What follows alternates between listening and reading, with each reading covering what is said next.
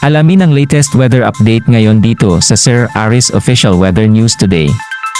Pa rin makakaranas ngayong gabi ng mga kalat-kalat na mga pag-ulan, mga pagkidlat at pagkulog ang bahagi ng Palawan dahil sa southwest monsoon o habagat. Pero dito sa atin sa Metro Manila, pati na rin sa ibang bahagi pa ng ating kapuluan, ay may mga tsansa pa rin po tayo na mga isolated o yung mga pulo-pulong panandali ang buhos ng pag-ulan ngayong hapon hanggang mamayang gabi, dala na lamang po ito ng mga localized thunderstorm.